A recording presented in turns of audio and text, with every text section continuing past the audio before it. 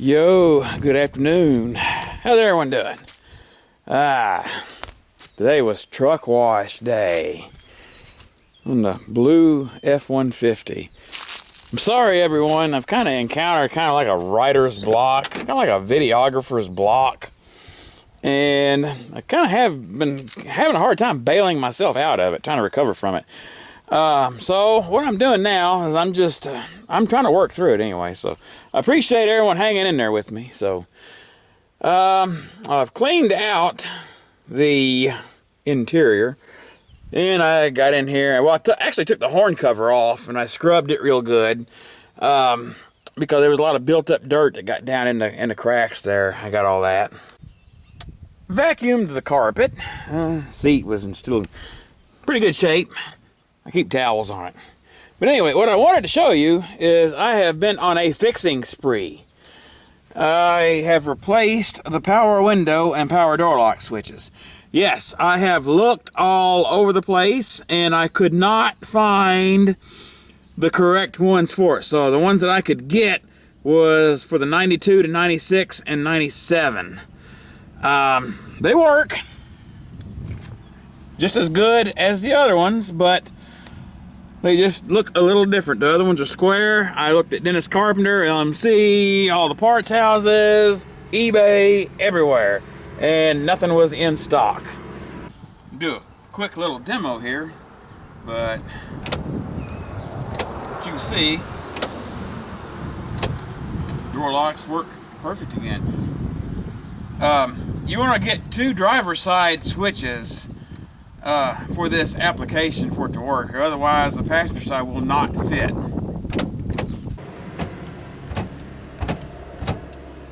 All of the power door locks are working, and I replaced the actuators inside the door, new switches. I actually bought, there was a whole lot on eBay that had all the power window switches. I'd replaced two over here, or one over here and the one on the passenger side. And I had to have another one, and I was able to get all three for the same price as the other ones. And I've also replaced the fuel sender switch, or fuel tank switch. I had to order a couple. But anyway, it's on the rear tank. Turn that down. Okay, so it's on the rear tank, and I can flip it to the front, and of course the fuel gauge drops. The sender is bad. It's not going to now, of course.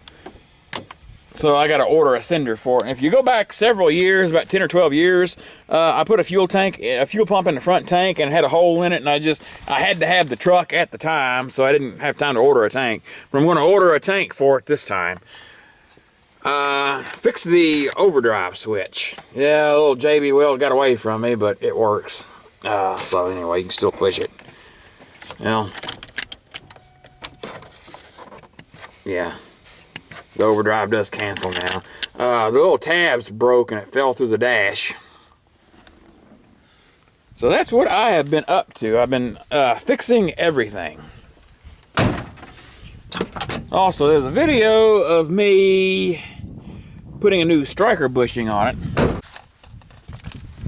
And there was a user that had commented on my video, on one of my videos, that he said that he uses PEX pipe that it's the right diameter and everything, and that's what he makes his bushings out of. So I had some 1/2-inch polybutylene, and I cut it down, and it happened to fit right over the bolt like it's supposed to.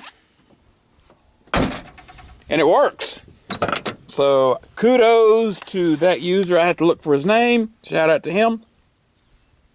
I still have another one here. That's a whole lot easier than finding these in stock. But that is about all that is going on also.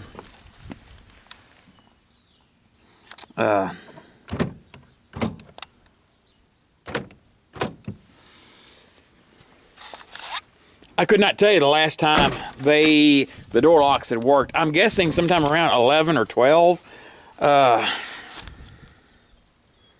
Also, mirrors. I ordered a set of Truck Light brand mirrors But the problem was they shook so bad I could not stand to drive the truck with them, so I had to take them off. And I had these other cheapies laying around, and they don't shake, so they went back on. And also, it is official that the topper is coming off for good. Probably next couple months anyway. They usually do a county cleanup, and I'm going to try to have it off by then anyway, so I can use both trucks.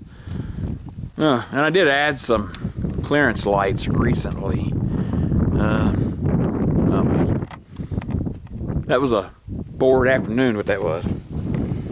So, yeah, I've been at it, and if you look at the red truck, the bed rails have been taken off because they are going back on this when the topper comes off. This is what I bought them for. The only reason why they were on the red truck anyway was because they were laying around not being used, and I was bored that day.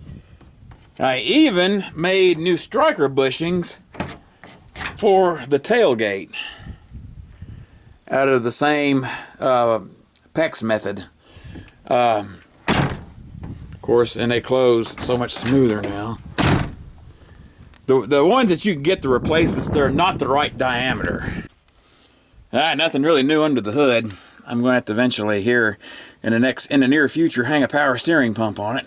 It's get where it's leaking pretty bad.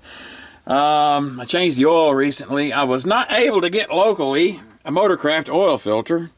And those who know me know that I normally go with a Wix if I cannot get the Motorcraft. And I have been unsuccessful in getting a Wix. So I had to go with a Mobile One. You see it down here. Go around here, around the corner a little bit. Yeah, well, anyway, you can see it. So that's what I have, a Mobile One oil filter on it. I recently did a flush. I had a flush port right there, and I lost the cap, so I had to end up putting a splice in it. I got to replace the hose. Shoot. It's been a heck of a winter, I'll tell you. I did not look for it to get this cold. We spent most of January in the teens and 20s. Okay, well, anyway, that's about it for this video. Oh, yeah, I got to put tires on it again. These tires, I don't even know how many miles are on them. They're right at a little over, about 2.5 years old, so. Okay, so anyway, I hope everyone has been doing good, and I'm going to try to get back and start answering comments. Sorry I have not answered many people lately. I get distracted, and things just get left undone. I'm sorry about that, y'all. I'm trying to do better. But anyway, hope everyone has a good night, and I'll try to have this up here as soon as I can. So I hope you all have a good weekend, and thanks for watching.